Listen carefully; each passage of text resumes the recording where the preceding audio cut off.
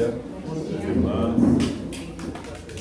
Que a paz do nosso amado Mestre Jesus continue conosco nessa manhã e durante a nossa jornada, né? De uma forma geral.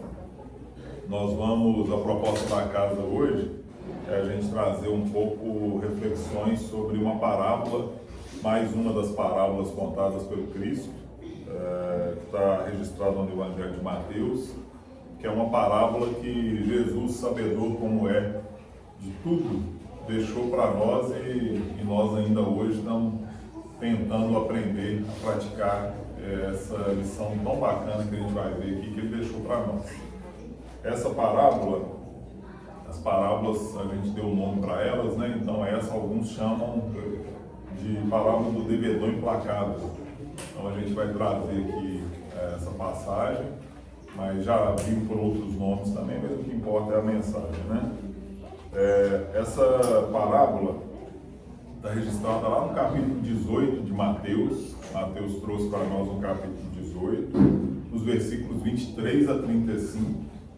E a gente, é curtinha, né? A gente vai ler aqui para a gente poder ir refletindo sobre esse ensinamento do Cristo. E, como sempre, né? A gente pensa em Jesus contando isso lá naquela época. E quando a gente aplica aqui hoje, a gente ainda vê, né? Quando a gente relê isso aqui, a gente vê completa aderência aos nossos dias de hoje. Claro que com as melhoras que a gente tem nas nossas condições, até pelo processo de transição que a gente vem passando, mas ainda a gente percebe traços que acontecem disso que Jesus trouxe lá atrás. Jesus começa nesse primeiro versículo 23 dizendo o seguinte: por isso, o reino dos céus pode comparar-se a um certo rei que quis fazer tantas contas com seus servos. E começando a fazer contas, foi-lhe apresentado um que devia 10.000 talentos. Então esse rei foi lá passar a régua do que deviam para ele. E quando trouxeram primeiro, na fala do Cristo, era um que devia 10.000 talentos. 10.000 talentos para dinheiro de hoje é muito dinheiro, né? Para a época, 10.000 talentos, tanto tem a parábola dos talentos, um recebe 10, um recebe 5. Isso aqui eram 10.000 talentos, então ele devia muito ao seu rei. E não tendo ele com o que pagar, o seu senhor mandou que ele e sua mulher e seus filhos fossem vendidos, com tudo quanto tinha, para que a dívida se lhe pagasse. Então aquele servo, prostrando-se, o reverenciava, dizendo: Senhor, seja generoso para comigo, e tudo te pagarei. Então o senhor daquele servo, movido de íntima compaixão, soltou e perdoou-lhe a dívida. Então a gente vai começar a trazer a nossa situação no nosso dia a dia hoje, diante da nossa jornada evolutiva, né? Se a gente for fazer conta daquilo que a gente deve, no sentido figurado, né? Daquilo que a gente já errou, daquilo que a gente ainda precisa aprender, daqueles desafetos que a gente criou ao longo desses séculos que a gente vem caminhando por aí, talvez fosse impagável, né? E a todo tempo a gente tem a misericórdia divina nos dando descontos o tempo inteiro. E eu até brinco que a matemática divina é tão bacana que a gente está devendo 10.000 talentos, às vezes a gente paga e ele já desconta os 10.000 e está pago, né? Então isso somos nós o tempo inteiro pedindo misericórdia, conscientemente ou às vezes inconscientemente, nas nossas preces, nas nossas reclamações, mas pedindo para que aquilo que a gente fez seja amenizado, seja atenuado, né? Saindo, porém, aquele servo, encontrou um dos seus conservos, que lhe devia 100 dinheiros.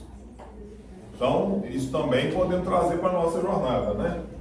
A gente tem uma dívida enorme, e aí a gente sai e encontra alguém que deve para nós um pedacinho daquilo que a gente deve, e olha a postura que Jesus relata. Encontrou um dos seus conservos que lhe devia 100 dinheiros. E lançando mão dele, sufocava-o, dizendo: paga-me o que me deves. Então, o seu conservo, prostrando-se a seus pés, rogava-lhe, dizendo: seja generoso para comigo, e tudo te pagarei. Então a gente volta, o conservo está fazendo exatamente o que ele fez com o rei. Ele, porém, não quis.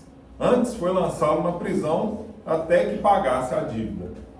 Vendo, pois, os seus conservos o que acontecia, contristaram-se muito e foram declarar ao seu senhor tudo o que se passava. Então o seu senhor, chamando-o à sua presença, disse-lhe: servo malvado, perdoei-te toda aquela dívida porque me suplicaste. Não devias tu igualmente ter compaixão do teu conservo, como eu também tive misericórdia de ti? E indignado, o seu senhor entregou aos atormentadores até que pagasse tudo o que lhe devia. Assim vos fará também meu Pai Celestial, se do coração não perdoardes cada um dos seus irmãos as suas ofensas. Então, vamos imaginar o contexto que Jesus conta isso. É claro que hoje a gente sabe que Deus não é um Deus de vingança. Nós não vamos ser vingados dessa forma quando a gente não dá conta de perdoar o próximo como Deus sempre está nos ajudando. Mas Jesus, à época, vinha de uma época de olho por olho, dente por dente, de uma situação que isso aqui já era uma evolução enorme, contar e praticar algo desse tipo. Então hoje, se a gente pensar, mas Deus então vai me castigar dessa forma, então se eu não perdoo o outro, eu estou perdido desse jeito? Não é desse jeito. A gente sabe que Deus é amor, a gente acha caminhos e sempre vai ter condições de avançar. Mas para a época era importante que isso fosse dito assim. E ainda hoje, para nós, às vezes é uma didática que às vezes é necessária. Às vezes a gente não entende o amor. A gente confunde e acaba usando mal tudo isso que é dado para nós. Mas olha só, quando Jesus traz isso, depois quando a gente busca no Evangelho, em outras passagens, tem passagens que Jesus está dizendo a mesma coisa. Do jeito que a gente agir, a gente vai receber. Ou seja, a forma que a gente se comporta, a forma que a gente julga o outro, a forma que a gente cobra do outro, é a forma que a gente vai ser cobrado. E aí, para a gente tirar um pouco esse peso do castigo, de um Deus de castigo, de vingança, a gente vem para a doutrina, que deixa mais claro para nós isso com mais leveza, que é simplesmente o que a gente tanto fala na doutrina, que é o quê? A lei de causa e efeito. É a lei de causa e efeito, não é castigo, não é vingança, não é maldade. Pelo contrário, sempre há misericórdia. Qualquer mudança de rota que a gente faça para o bem, a gente tem crédito ali sendo recebido para nos auxiliar. Mas é lei de causa e efeito. Nós não vamos plantar laranja e colher banana. Não tem jeito. Então, por mais que doa, por mais que nós, para quem é pai, mãe, às vezes a gente tem que tomar certas atitudes que são amargas ali, a gente não gosta de tomar. Mas se a gente não faz isso, a gente não tá encaminhando da melhor forma. Então, da mesma forma, os nossos mentores, a lei de causa e efeito trata dessa forma. A gente precisa passar, por mais que os nossos mentores estejam chorando junto com a gente aqui o que a gente está passando, mas a gente plantou. E é atenuado, sempre atenuado. Mas deixar de colher a gente nunca deixa. Nem para o bem e nem para os erros que a gente comete. Ô, Alexandre, diga. Até tem aquela frase que a dor que nos chega, ela já vem com misericórdia. A gente sempre tem que entender que já é para a gente estar agradecendo o que chega, que já é difícil a gente agradecer uma dor, um sofrimento, mas o entendimento nos ajuda a suportar, porque está vindo leve, igual você falou. Está vindo leve. E a gente a todo tempo pode fazer ficar mais leve. Tudo que a gente faz, a gente vai ver, Paulo tem essa fala, enfim, no Evangelho, André Luiz, Emmanuel, todo mundo tem essa fala e a gente sabe. Nós estamos sendo observados a todo tempo. E não no sentido de vigilância, mas no sentido de mentoria, de acompanhamento. A todo tempo a gente está sendo mentorado. O termo mentor que a gente tanto usa é isso. A gente tem alguém que está ali do nosso lado o tempo inteiro, nos orientando, nos guiando, nos dando ali os caminhos. E tudo que a gente faz é levado em conta, o menor que seja. Né? Por menor que a gente esteja fazendo, a gente tem essa consideração. André Luiz tem uma situação que ele conta em uma das obras, que eu não me lembro, mas dizendo assim, quando os mentores percebem uma mudança de rota, eles já meio que, opa, vamos congelar um pouquinho ali, vamos ver que rumo vai tomar isso. E aí começa a ser atenuado aquilo que a gente tem que colher do nosso plantio. Por quê? Porque o Deus que a gente conhece, que às vezes a gente ainda tem, né? Muitas vezes a gente vem de encarnações passadas, ou até dessa encarnação mesmo, de um Deus duro, de um Deus que castiga, que é mau, vamos dizer assim, e não é nada disso. É o contrário, é um Deus de amor. Então qualquer ação nossa que movimente nesse sentido vai contar a nosso favor. Quando uma história interessante que foi, eu acho que Chico trouxe, de um irmão, acho que eu já até falei isso aqui, me perdoe, mas tem muito a ver com essa situação, né? Um irmão que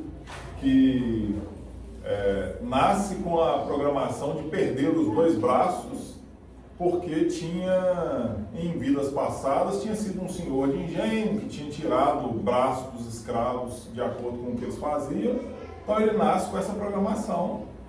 Mas aí nasce numa família que o encaminha, ele começa a estudar, começa a fazer coisa boa, fazer tarefa, a reforma íntima, E aí um dia ele sofre um acidente e perde um dedo, perde uma parte do dedo. E aí ele vai à noite no centro, na informação que ele tinha à época, e recebe a informação de que era para ele ter perdido os 2 braços. Mas em função da mudança de rota que ele fez na jornada dele, não era necessário mais perder os 2 braços. Né? Afinal de contas, Deus não quer tirar os nossos braços, Deus não quer fazer a gente sofrer. E aí, por quê? Porque o importante é a lição, o importante é a essência. Não necessariamente a gente tem, e isso de novo, né, trazendo para filhos, né? A gente não necessariamente, a gente tem que bater, a gente tem que castigar. Se a lição está entendida, está entendida. Né? E imagina se a gente, às vezes, tem condições de pensar assim, imagine em Deus, imagine em Jesus ali governando o nosso planeta. Não quer fazer isso com a gente. Então, quando houve essa mudança de rota, esse irmão recebe a informação de que não era necessário mais perder os braços. Perdeu uma parte do dedo e estava tudo certo. Porque ele já havia entendido o caminho e estava trabalhando no bem, estava fazendo bem para o próximo, e era isso que importava. Né? Então, a todo tempo a gente está vivendo nesse ecossistema. Agora, quando a gente pensa nessa situação da parábola, voltando, essa é uma vigilância e que é difícil nas nossas condições ainda. Né? Eu, às vezes, me pego num momento difícil, às vezes, de ter essa visão. Mas o nosso dia a dia, que muitas vezes a gente ajoelha no chão, vem na casa espírita, vai na nossa igreja, conversa e conversa com a espiritualidade, pedindo ajuda para determinadas coisas. Né? Eu brinco com a minha esposa que nós somos pedintes, assim, o tempo inteiro nós somos agradecemos, mas somos pedintes eternos. Então, o tempo inteiro pede isso, pede aquilo, é saúde, é família, é trabalho, o tempo inteiro a gente está precisando de apoio. E recebemos muito além, inclusive, do que a gente talvez merecesse se a gente fosse a ferro e fogo levar como às vezes a gente quer levar as coisas. Mas aí quando a gente traz para essa parábola, a gente às vezes sai para ir embora e já esquece disso e sai comprando o outro como o nosso irmão aqui. Então, essa reflexão para os dias de hoje é nesse sentido. O quanto eu peço, o quanto eu recebo, se eu já tenho condições de perceber o quanto eu recebo, porque podemos estar passando inúmeras dificuldades em vários campos da nossa encarnação, e muitos estamos. Mas se a gente for olhar o quanto a gente recebe com o quanto a gente tem de problema, a balança é sempre desequilibrada. Né? A gente recebe muito além daquilo que a gente mereceria se a gente fosse analisar dessa forma. E aí, às vezes, a gente não tem nem um pouquinho dessa mesma medida com o próximo. Então, a gente pede a Deus um monte de coisa e aí, na hora que o outro escorrega um pouquinho, a gente já apedreja, assim, com muita veemência. E nós somos bons nisso, né? Muitos de nós trazem isso de forma afiada. Com um pedacinho da história, a gente já consegue dar o veredito, assim, pena de morte, prisão perpétua, a gente consegue, e às vezes com um parágrafo. Né? A gente às vezes não quer saber o antes, o depois, o que aconteceu, qual que é a história, e sendo que a gente não deveria nem estar entrando nesse mérito.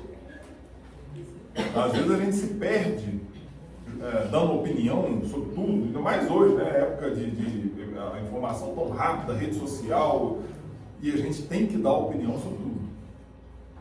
Então a gente tem que ser bom em política, a gente tem que ser bom em futebol, a gente tem que ser bom em espiritualidade, a gente tem que ser bom em corrupção, em lado A, lado B, esquerda, direita, cima, baixo. Mas não tem não. Ô Alexandre, a gente é expert em julgar. Ontem, aconteceu um fato com o Tadeu e a gente está com uma pessoa que a gente conheceu na reunião, e ela falando do processo dela, que o marido tem depressão e tudo, o período dela que precisou cartar, e contou toda a história. E aí depois que ela saiu, ela falou assim, melhor como é que são as coisas. Há uns 10 anos atrás falaram assim para mim, quem mantém a casa é ela, que ele não quer nada com nada. Eu ouvi aquilo, né? As pessoas vão desligar, o que eu tenho com isso na época? Passou. Aí ontem coincidiu da gente 10 anos depois estar juntos na mesma reunião, e ontem a gente conversando, ela falando, eu falei assim, olha só, graças a Deus eu fiquei de mim calado. Porque já pensou se eu escutasse aquela história e olha que absurdo, mas não sei o quê. E ela me contou um pedacinho da história dela. Eu falei, gente, a gente tem que ficar calado mesmo. Porque igual você falou, a gente fica sabendo de uma pitadinha, de um pingo, e já julga e determina tudo. Determina as penas, exatamente. Aí eu dei graças a Deus que eu fiquei calada e não passei a continuar para frente. É isso aí. E é aquela história, né? Eu ouvi isso uma vez, porque a gente sempre fala, né, que tem os dois lados da moeda, e uma vez eu ouvi, e hoje eu sempre falo isso com as minhas meninas, e sempre falo isso. Na verdade, existem 3 lados. Né? Se a gente pegar a moeda, a gente tem um lado, a gente tem o outro lado, e a gente tem a verdade, que é o lado, que é a esfera, é a borda. Então não adianta, não é o lado A, não é o lado B. E nós não temos conhecimento. Não adianta. E mesmo que tivéssemos, porque aí é a parte que é difícil. Porque quando a gente vai comparar com Jesus, a régua fica alta demais, né? Então a gente às vezes até desanima. Pô, nossa, se eu chegar em Jesus vai ser muito difícil. Mas é o que a gente busca. Quando a gente se classifica cristão, quem é cristão? É quem supostamente está buscando seguir o Cristo. E acho que nós estamos aqui como cristãos, então a gente minimamente tem que olhar para o Cristo, por mais que a gente demore alguns séculos para chegar lá, mas a gente tem que olhar. E quando a gente pega o Cristo, o que o Cristo fez numa situação dessa de julgamento? Porque ele tinha a história toda, ele tinha moral, ele tinha tudo, todos os requisitos ali, ele preenchia para poder dar um veredito, que foi a mulher adúltera. Dentre outros, né? Mas uma famosa é a mulher adúltera, que a lei da época determinava que fosse apedrejado, chegam, trazem a mulher, ou seja, o curioso da época, né? Só a mulher traiu, né? Então trouxeram a mulher, não tinha o adúltero, era a adúltera, trouxeram e vamos condenar, e qual que é a fala do Cristo? Acho que todos se lembram, né? Aquele que estiver sem pecado, atire a primeira pedra. E ele calou. Ele podia aproveitar aquilo ali e registrar no Evangelho mais um sermão. Não, ele calou. Calou. E o Evangelho registra que ele ficou calado. Ficou lá quietinho, esperando. Aí saiu um, saiu outro. E na hora que ele se levanta a cabeça, onde estão os que te julgavam? Não, eles se foram. Então, vai também, não pegues mais. É a nossa busca. É fácil? Não é fácil. Mas olha como que Jesus, né, a coerência da coisa, ele conta essa parábola e aí ele dá o exemplo na prática da mulher adulta. É sobre isso. Ele poderia ter ali julgado. E ele sim, com a capacidade da governança do planeta, ele tinha condições de pegar a ficha espiritual daquela mulher inteira ali e falar A, B, C. Ele não falou nada. E essa é a nossa busca. Né? E aí quando a gente pega o Evangelho, desse mesmo Evangelho de Mateus, tem outros versículos, lá no capítulo 7, por exemplo, Jesus diz: não julgueis para que não sejais julgados.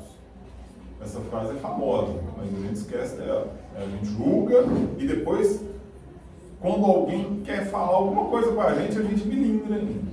A gente não gosta de ser julgado, né? O gostoso é julgar, é acusar, é falar do outro. Mas quando fala a gente uma pontinha, mas fulano não sabe o que eu estou passando, fulano não sabe a minha. É verdade, ele não sabe, mas você sabe a dele? Também não sabe.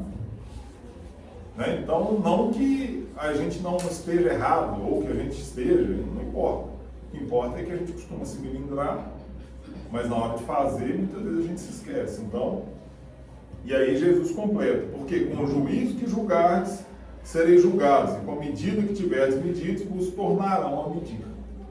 Então, o que ele está dizendo aqui? A lei de causa e efeito.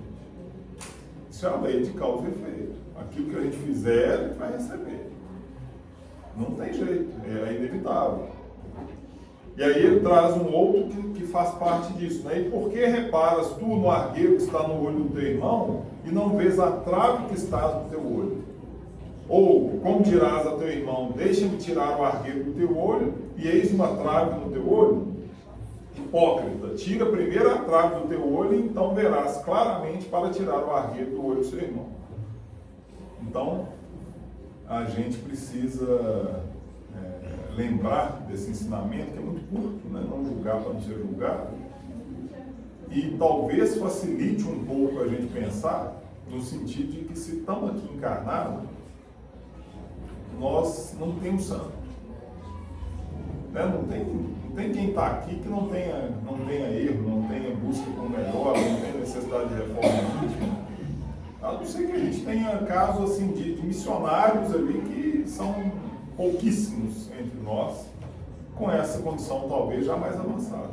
Mas a grande maioria de nós talvez conquistou um pouco mais um campo, não veio muito com o vício de cigarro, mas às vezes tem outro vício da maledicência.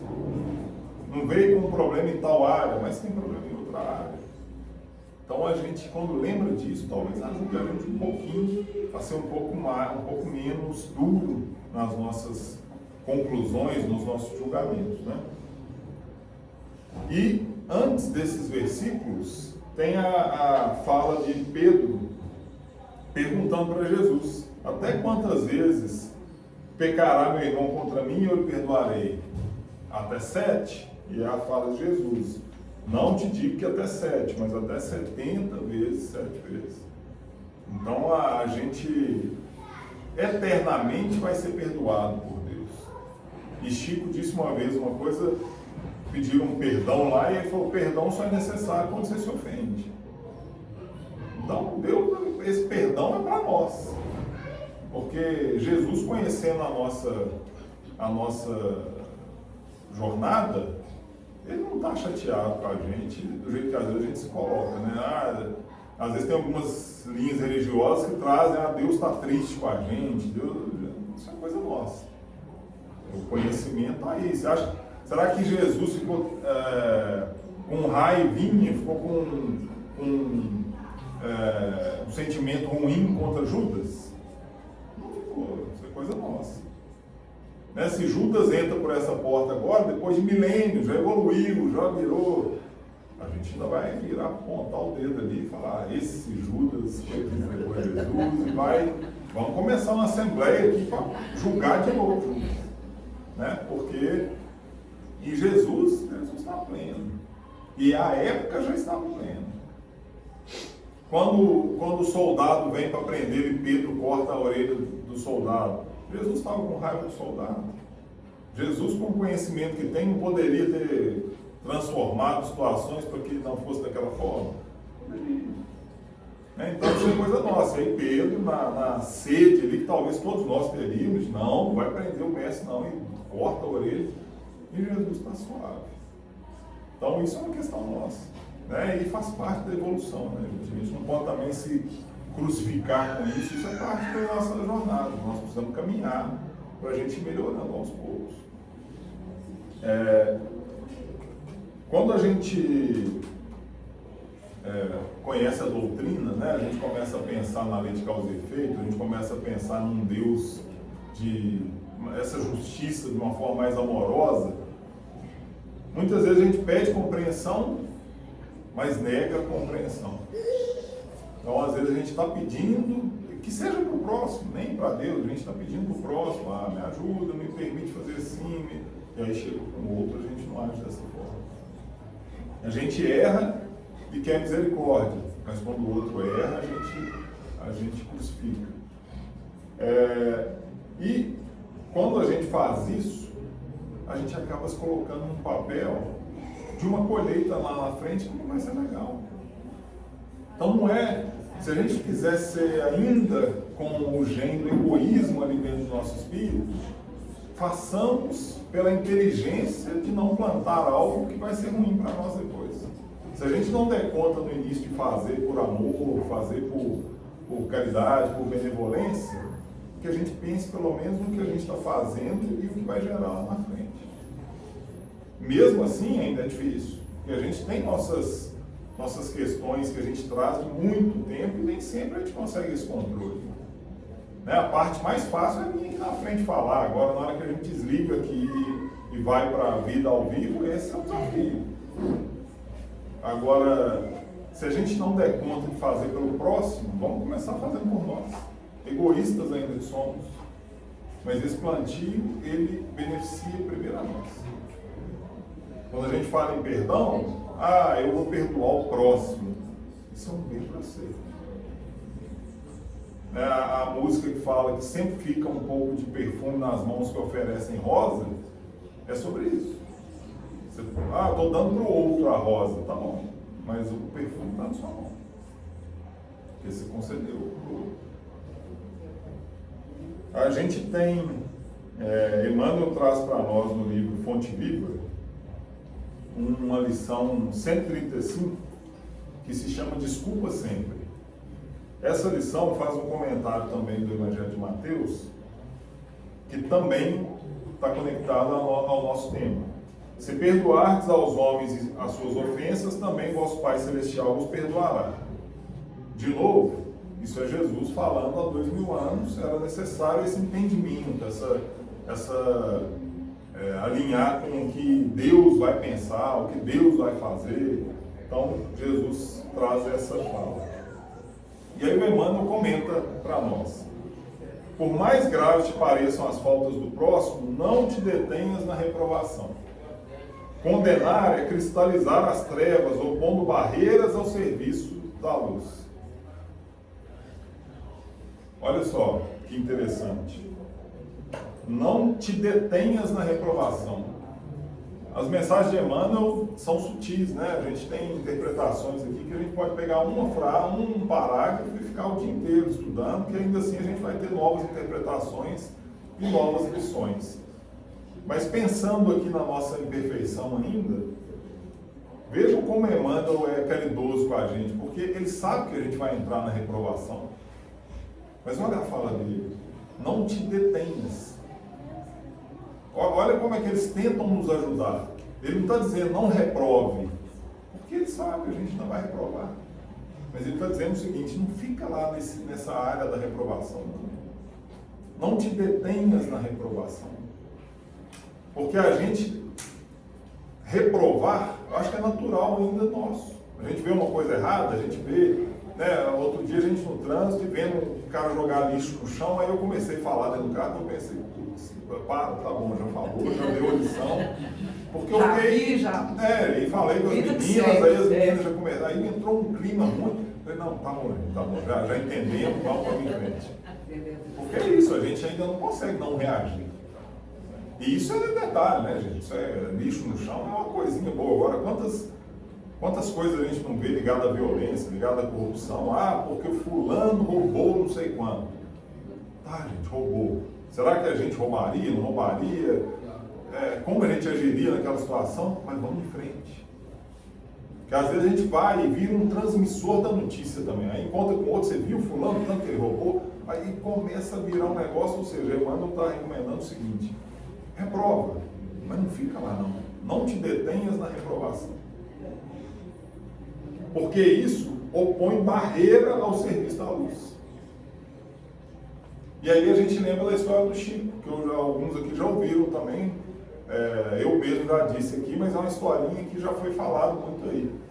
Do Chico, gostava muito de animal, tinha cachorro, vários cachorros, e um cachorro doente. O Chico chegava dos trabalhos e todos os dias ia lá cuidar do cachorro. Então o Chico não dormia, né? O Chico trabalhava ali desde cedo, aí ficava psicografando até de madrugada e ainda chegava e ia cuidar do cachorro. E uma pessoa vendo aquilo, vou ajudar o Chico, porque não é possível, o Chico está ficando muito cansado, vou ajudar ele. E ajudou, foi lá e matou o cachorro. Achou que estava ajudando. Matou o cachorro para o Chico não ter que cuidar mais do cachorro. E aí o Chico ficou extremamente chateado, contas que ele ficou realmente assim, abalado com aquilo. E de repente Emmanuel aparece para ele e fala: Chico, esse sentimento que você está trazendo está atrapalhando a aproximação dos irmãos para a gente realizar o trabalho. E o Chico, Emmanuel, poxa, mas ela matou o cachorro. Ficou lá no ADR com o Emmanuel. O Emmanuel falou: então tá, então eu vou te dar uma lição para você resolver isso. Você vai descobrir o que essa pessoa mais quer ganhar nessa vida e vai dar para ela. E aí o Chico falou: isso é brincadeira. Ela mata o cachorro e eu ainda vou ter que dar presente. E o Emmanuel, naquela sutileza, diz o seguinte: Chico, a lição não é minha, é do Cristo. E aí o Chico descobre, a pessoa queria uma máquina de costura, e o Chico parcela em muitas encarnações, vai lá e compra a máquina de costura e entrega para a pessoa. E quando ele entrega, Emmanuel olha para ele e fala: Chico, olha o que está acontecendo. E aí é descrito, né, a história que se tem é essa. A gente não sabe a veracidade 100%, né, gente? Não vamos usar positivamente, mas a descrição é de que uma luz muito forte sai, uma limpeza é feita no chakra cardíaco do Chico, e essa nuvem sai e deixa que Chico siga fazendo o que precisava ser feito. Então, isso nós estamos falando de Chico. Para ele descer um pouquinho, né, descer de Jesus, Chico teve dificuldade de fazer isso. É difícil mesmo. Mas olha só, estava atrapalhando Chico E Chico, com quem que Chico trabalhava? Dos que a gente conhece mais. Doutor Bezerra, Cheiro, Meimei, e N outros, né? Aí o próprio Emmanuel, e N outros, André Luiz, que estava dificultando essa conexão de acontecer. E Chico, com a evolução que tinha. Imaginemos nós, se a gente se detém nisso, e fica, e reclama, e fala, e não se conecta com outra coisa. Às vezes os mentores estão ao nosso lado gritando, querendo, mas a gente está dificultando. Então a fala do Emmanuel, seguindo aqui, a fala do Emmanuel, isso opõe barreiras ao serviço da luz. O serviço da luz está aí para acontecer, mas dependendo das nossas escolhas, isso atrapalha. Procura nas vítimas da maldade algum bem com que possa soerguê-las, assim como a vida opera o milagre do reverdecimento nas árvores aparentemente mortas. A gente ouve isso muito, né? Tem alguém falando mal de alguém, tenta falar uma coisa boa daquela pessoa, mas também ainda enfrentamos dificuldades em fazer isso, dependendo da relação que aquele mal tem com a gente. Né? Da gente chegar e falar algo de bom daquela pessoa. Mas a recomendação do Emmanuel é essa. Vamos tentar soerguê-lo, vamos tentar tirar daquele tribunal e vamos tentar falar algo de bom. E como a gente, se a gente for trazer para o nosso dia a dia, o quanto a gente tem de dívida e o quanto o tempo inteiro nos é dado nova oportunidade. Né? Porque às vezes a gente não quer dar a oportunidade para o outro, mas a gente esquece que a todo tempo a gente tem novas oportunidades. Antes de tudo, lembra quão difícil é julgar as decisões de criaturas em experiências que divergem da nossa. Como refletir apropriando-se da consciência alheia e como sentir a realidade usando um coração que não nos pertence. Então a gente falou, né, a Adriana até deu o exemplo aí, você julga sem conhecer. Como que a gente pode fazer isso? Assim como a gente se chateia se alguém nos julga e não sabe nada da nossa história, quando a gente faz isso, a gente está cometendo o mesmo engano. Então a gente quer emitir um monte de julgamento e não sabe o que aquela pessoa está passando.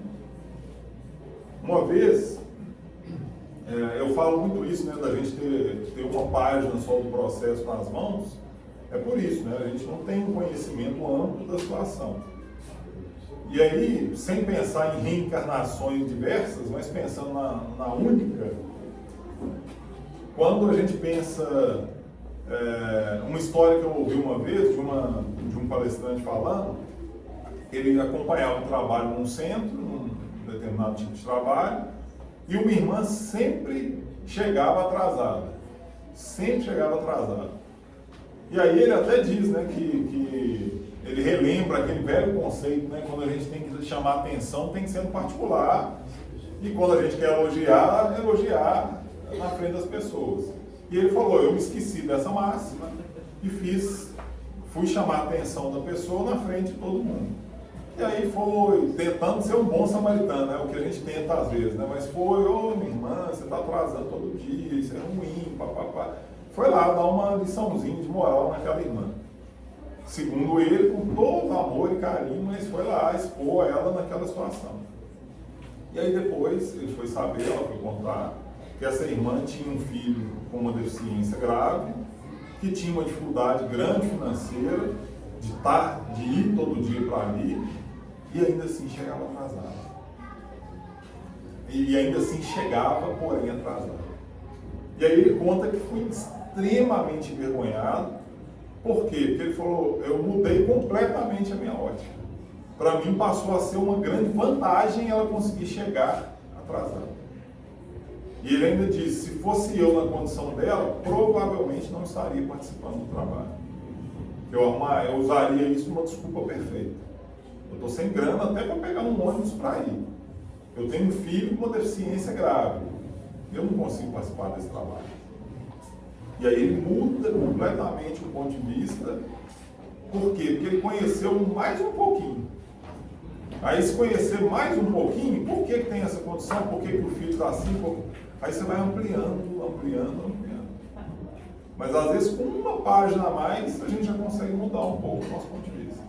E ele conta quão envergonhado ficou, porque ele ficou sabendo e ela estava fazendo um grande esforço para estar ali. E às vezes a gente tem isso, né? Às vezes a gente julga, fala, então na hora que vai descobrir, a gente fica sem graça. Nossa, esse irmão tem isso, tem esse problema, tem esse casamento, tem esse trabalho, tem essa... E aí, ou seja, qual é o melhor? E aí, num caso desse, claro, existem as regras, a gente tem que conversar, tem que alinhar, ok. Não é ser permissivo para tudo, mas é o julgamento não acontecer dessa forma. E trazendo, meus irmãos, sempre uma fala que é o seguinte, nós estamos todos buscando, né? Porque o papel de vir aqui na frente falar, às vezes pode dar a impressão que eu estou falando para vocês, eu estou falando para mim, né? Porque a dificuldade é muito grande ainda. Quem dera conseguisse eu tudo isso que estou trazendo para vocês executar, tá? Às vezes parece um tom meio, vamos fazer, temos que, porque eu estou ouvindo aqui, viu, Alexandre? Temos que fazer, porque é difícil, é desafiador. Então, não julgar, a gente já participou de reunião mediúnica ali, coordenando, acompanhando, então a regra era, tá? Depois de tal hora não entra. A gente, é uma linha muito tênue, da gente ter misericórdia, da gente ter benevolência com a situação e entender um pouco mais do contexto de quem simplesmente não está seguindo aquilo que precisa, ou de quem tem um contexto, às vezes, muito mais complexo do que a gente desconhece. E aí o Emmanuel continua. Se o mundo hoje grita alarmado em derredor de teus passos, faze silêncio e espera. A observação justa é impraticável quando a neblina nos cerca. Amanhã, quando o equilíbrio for restaurado, conseguirás suficiente clareza para que a sombra te não altere o entendimento. Olha só, é impraticável ser justo quando a neblina nos cerca. E quanta neblina nós ainda não temos? Porque a gente não viveu tudo, ou a gente não se lembra de tudo. E aí eu pensei numa situação, tem um grande amigo, né, que a gente tem os filhos na idade parecida, e para quem é pai aí, seja de criança ou de adultos, foi muito interessante essa jornada, porque a paternidade, a maternidade, antes da gente ter, eu tinha uma cartilha. Minhas filhas não vão fazer isso, não vão fazer aquilo, elas vão ser assim, vão ser assado. Aí eu tinha todo. E eu não vou permitir filha minha fazer isso, eu não vou. Ou seja, eu tinha um script ali perfeito. Só que eu esqueci de combinar com elas. Ou seja, aí na hora que chega, esse amigo, a gente estava conversando assim, porque a gente é contemporâneo, estudou junto e trabalha junto. Então a gente tinha ali uns conceitos parecidos. Não, filho meu. Aí via, às vezes andando no shopping, o menino fazendo pirraça. Nossa, o menino meu fizer isso. Aí a gente estava passeando uma vez e o filho dele deitou no chão e rolou no chão, gritando. E aí ele cutucou e falou: e agora? O que a gente faz? A gente põe em prática aquela nossa. Não tem jeito. Né? Então, por quê? Porque a gente tem muita neblina. A gente é muito bom na teoria. Então é muito bom chegar aqui e falar tudo. Vamos fazer assim, agora vamos fazer. E a questão da maternidade, da paternidade, para mim é um exemplo sutil, é um exemplo leve para a gente pensar o quanto a gente tem as regras estabelecidas antes de tirar a neblina dos nossos olhos. E aí o Emmanuel é claro que a observação justa é impraticável. É impraticável. Se a gente não está enxergando, é impraticável. Então eu tinha, não que a gente não tenha os princípios que precisa se ter, mas eu tinha tanta coisa que eu achava absurdo. Eu via os outros falar: nossa, olha o pai e a mãe desse menino, meu Deus, que absurdo. E aí hoje, quando a gente se pega, as situações são parecidas em alguns casos. E está tudo certo, é assim mesmo. Só a gente vai fazer o quê? Vou violentar, vou bater, vou amarrar, Não, é assim mesmo, faz parte. Mas a neblina estava pesada. E aí quando chegam duas crianças em casa, aí a neblina abre um pouco e a gente enxerga que não é do jeito que a gente pregava. E aí o convite é: quantas coisas a gente ainda não está cercado de neblina e falando igual doido. Vou fazer isso, fazer aquilo, falando tá errado, fazendo errado, não sei o que, blá, blá. Aí na hora que abre um pouquinho a visão, a gente percebe que a gente estava... E nem é por mal, né, gente? Muitas vezes não é por mal, a grande maioria não é por mal, é porque a gente realmente se acha naquele direito, se acha capaz, se acha bom o suficiente para falar aquilo. E nem sempre tem conhecimento. Oi. Eu acho também que a gente, igual você falou, a gente cria regras pra gente, né, aquela cartilha, e na hora que o outro expõe a cartilha, não precisa ser filho, não, pode ser uma outra pessoa, né? Ela expõe, começa a expor a própria cartilha, aí começa o aprendizado, né? É isso aí. Porque o aprendizado é na prática. Não adianta, a cartilha... A academia é muito boa, os livros, esse aprendizado, mas só quem vai para a prática mesmo é que consegue. Por isso que não adianta a gente protelar, reencarnar, né? Dizem que lá a gente fala que não quero ir de jeito nenhum, mas já sei, já aprendi tudo, já tô com tudo claro o que eu devo fazer, mas Se não reencarnar. Então, aprendeu? Então vai lá. Então, Dá uma provadinha lá pra gente ver se. É quando encarna que a gente vê o tanto que a gente já aprendeu. Exatamente. E é a hora que a gente consegue colocar em prática, né? É a grande oportunidade que nós temos. É uma oportunidade, isso é uma oportunidade. Porque, em teoria, tanto que a gente chega no plano espiritual e aí quando a gente toma consciência e realmente quer reencarnar e aceita reencarnar, muitas vezes a gente comete qual engano? Coloca todas as provas para mim de uma vez. Né? Porque eu sei que eu preciso evoluir, aprender, deixa eu quitar logo essa fatura. Então me coloca com uma pessoa no desafeto, me coloca numa situação financeira ou de muito ou de pouco ali, porque ambos são provas fortes, me coloca, eu monto ali todo um, e aí o mentor fala, tá, eu vou te colocar com a unha encravada, você, cuidado, você vai colocar. Não, eu vou conseguir, e aí a gente quer, e aí a gente chega com uma coisa, e aí, como você disse, a gente não dá conta. Porque a prova é ao vivo aqui. Né? A teoria, beleza, pega André Luiz e lê tudo ali, pode arguir a gente, beleza, estou aprovado, podemos o espírito puro. Mas aí encarna então. Então tá, então agora encarna e nós vamos encarnar lá Adelino, Segismundo e Raquel, onde teve traição, morte, encarna lá e prova. E aí é a hora que a gente consegue ver.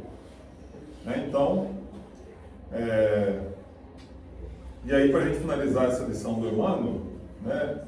Além disso, nos problemas de crítica, não te suponhas isento dela.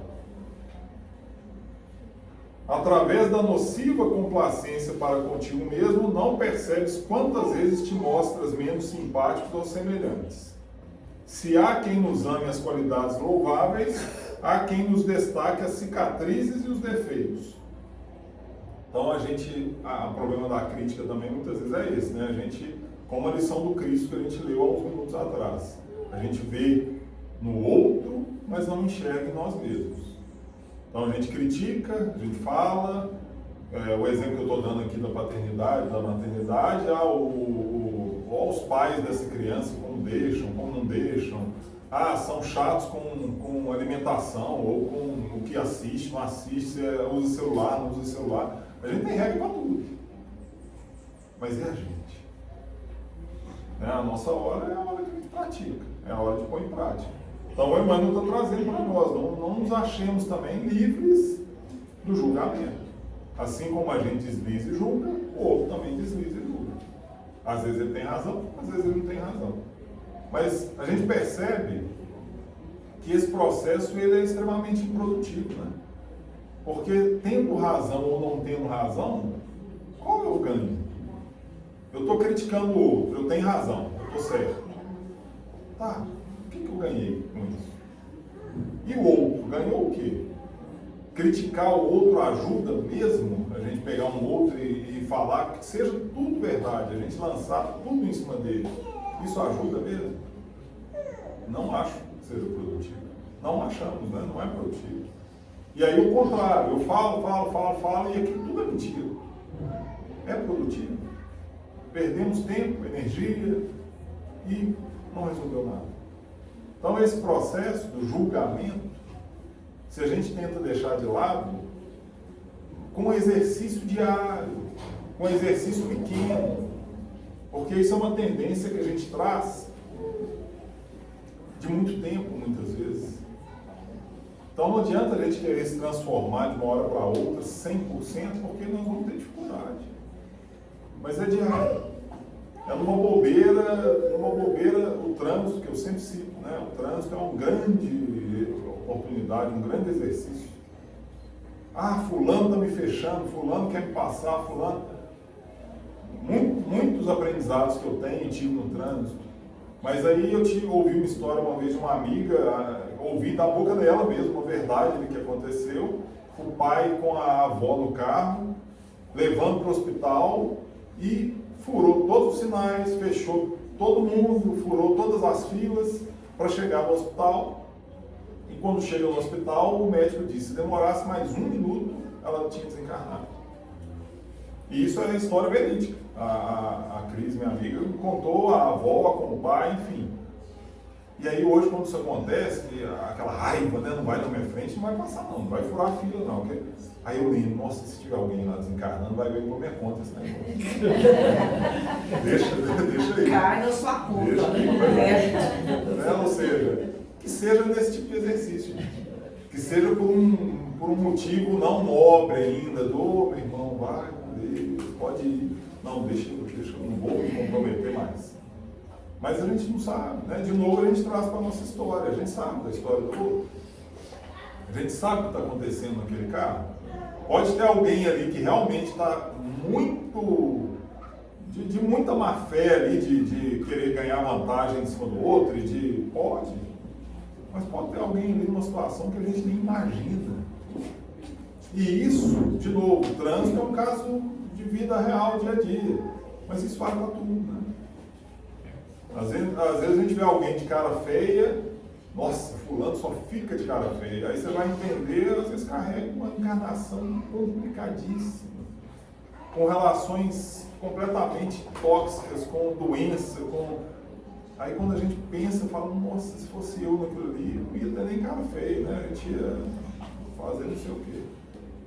Então esse exercício, quando o Emmanuel faz esse convite, é para quê? Para a gente não esquecer do ensinamento do Cristo. Da forma que a gente medir, nós também vamos medir a nós. Eles vão nos medir.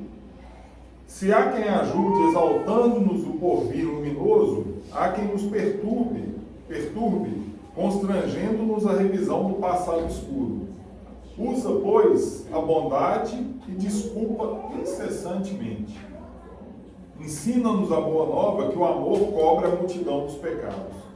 Quem perdoa esquecendo o mal e avivando o bem, recebe do Pai Celestial na simpatia e na cooperação do próximo o alvará de libertação de si mesmo, habilitando-se a sublimes renovações. Então a gente finaliza com essa fala do Emmanuel, esse alvará da libertação. Né? Quando a gente fala em perdoar, em desculpar, muitas vezes a gente cresce com aquela visão de que é fazer papel de bobo. Né? Fulano fez isso com você, você vai desculpar, não deixa o fulano fazer você de bobo. E às vezes a gente cresce, homem, então, né, na escola a gente cresce, se eu voltar para casa e tiver apanhado, você vai apanhar de novo em casa. Então Jesus não era frouxo, gente. Não é para ser conivente com tudo e frouxo. Jesus, pelo contrário, tem registro de posicionamentos firmes. Não é sobre isso. Mas essa fala, eu já ouvi, né? Se voltar para casa e tiver apanhado, apanha de novo. Ou seja, o que eu estou fomentando ali? É a vingança. Não vai desculpar, é a vingança. E aí o Emmanuel fala do alvará de libertação. Então, a desculpa, o perdão, é para quem? É para o outro ou é para nós? Para nós. Para nós. Isso é para nós. É difícil, como eu disse, é difícil. Mas não adianta a gente querer se gabar que fulano fez isso comigo e eu perdoei o fulano. E às vezes a gente usa até disso numa roda, né? Para poder se vangloriar, às vezes para rebaixar o outro, né? Fez isso comigo e eu perdoei. Que bom, meu amigo, mas você fez um bem para você mesmo. Então, quando a gente tomar essa consciência, esse alvará de libertação, eu completaria aqui com muita ousadia, é um alvará de libertação nosso. Nós não estamos libertando o outro, a gente está libertando a nós mesmos. Então, a gente finaliza agradecendo a oportunidade, as vibrações, a atenção, e agradecendo a oportunidade, né, do Cristo com essa lição, da gente lembrar sempre de tentar não esquecer o tanto que a gente tem misericórdia na hora que a gente for usar dessa régua com o próximo. Essa é a grande, eu acho que se a gente sair daqui pelo menos lembrando disso, na hora que a gente for aplicar as nossas penas, esses atenuantes, né? O quanto a gente está recebendo e o quanto a gente vai ser cobrado na mesma medida daquilo que a gente cobrar o outro. Então, obrigado pelas vibrações, um bom domingo para todos, Jesus abençoe. Nós que agradecemos, né?